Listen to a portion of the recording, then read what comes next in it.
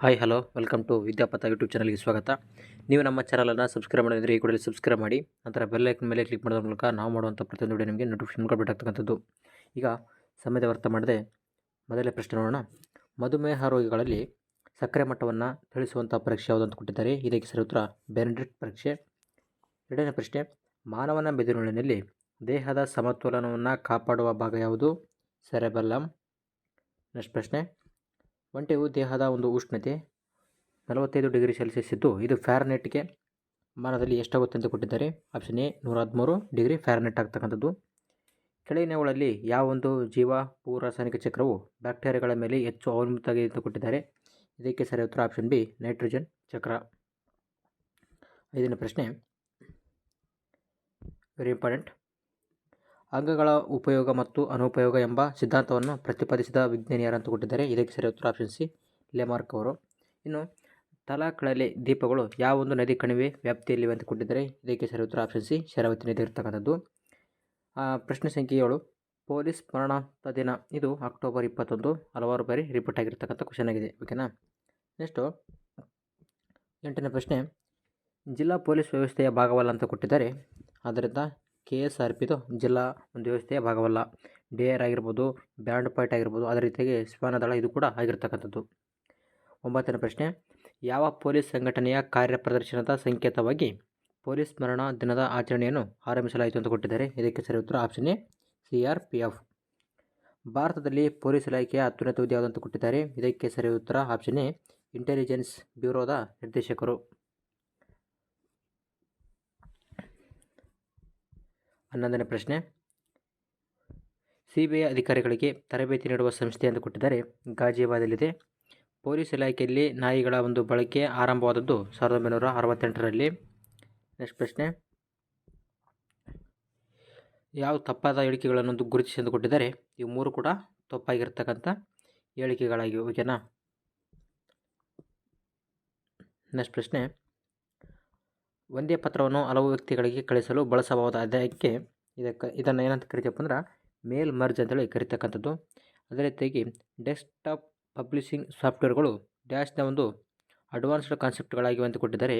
113 degree FM word processing ಆಗಿರ್ತಕ್ಕಂಥ ಸರಿಯಾದ ಉತ್ತರ.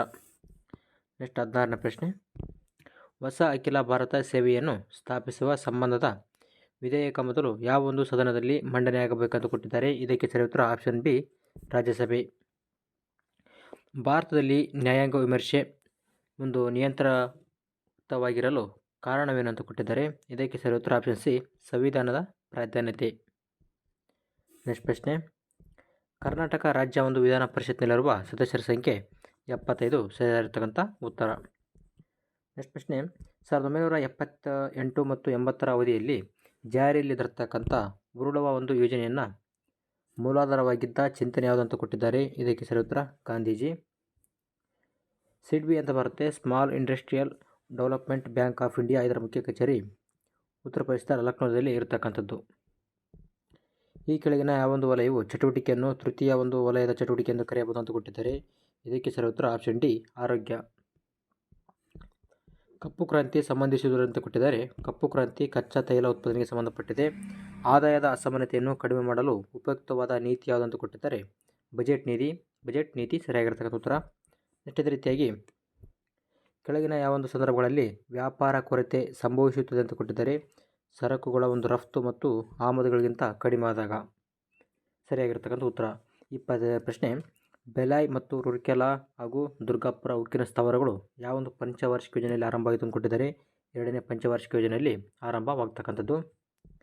ನೆಕ್ಸ್ಟ್ 26ನೇ ಪ್ರಶ್ನೆ, ರಾಣಾ ಪ್ರತಾಪ್ ಸಾಗರ ಅಣೆಕಟ್ಟನ್ನು ಚಂಬಲ್ ನದಿಗೆ ಅಡ್ಡಲಾಗಿ ಕಟ್ಟಲಾಗಿರ್ತಕ್ಕಂಥದ್ದಾಗಿದೆ. ನೆಕ್ಸ್ಟ್ ಪ್ರಶ್ನೆಗೆ ನೇರವಾದ ಉತ್ತರಗಳನ್ನು ಮಾತ್ರ ಹೇಳ್ತಾ ಹೋಗ್ತೀವಿ. ದ್ರವದ ಹನಿಯೊಂದು ಸಂಕುಚಿತಗೊಂಡ ಕನಿಷ್ಠ ಪ್ರದೇಶವನ್ನು ಆವರಿಸಿಕೊಳ್ಳುವ ಪ್ರವೃತ್ತಿಯ ಮುಖ್ಯ ಕಾರಣ ಮೇಲ್ಮೈ ಒತ್ತಡ. ಐಸೋಟೋಪುಗಳು ಯಾವುದರಲ್ಲಿ ವ್ಯತ್ಯಾಸ ಹೊಂದುತ್ತವೆ ಅಂತ ಕೊಟ್ಟಿದ್ದಾರೆ. ನ್ಯೂಟ್ರಾನ್ಗಳಲ್ಲಿ ವ್ಯತ್ಯಾಸ ಹೊಂದತಕ್ಕಂಥದ್ದು. ಕಬ್ಬಿಣ ತುಕ್ಕು ಹಿಡಿದಾಗ ಅದರ ತೂಕ ಹೆಚ್ಚಾಗುತ್ತದೆ. Very important. ನೆಕ್ಸ್ಟು ಪಟಾಕಿ ಬಣ್ಣಗಳಲ್ಲಿ ಯಾವುದನ್ನು ಬಳಸ್ತಪ್ಪ ಅಂತಂದ್ರೆ ಸ್ಟ್ರಾನ್ಸಿಯಮ್ ಮತ್ತು ಬೇರಿಯಮನ್ನು ಬಳಸ್ತಕ್ಕಂಥದ್ದು. ಹಾರುಮೊಲಿ ವರ್ಮನ್ ಎಂಬುದು ಯಾವೊಂದು ಚೋಳ ದೊರೆಯ ಮೂಲ ಹೆಸರು ಅಂತ ಕೊಟ್ಟಿದ್ದಾರೆ. 1ನೇ ರಾಜರಾಜ ಚೋಳನ ಒಂದು ಮೂಲ ಹೆಸರಾಗಿರ್ತಕ್ಕಂಥದ್ದು.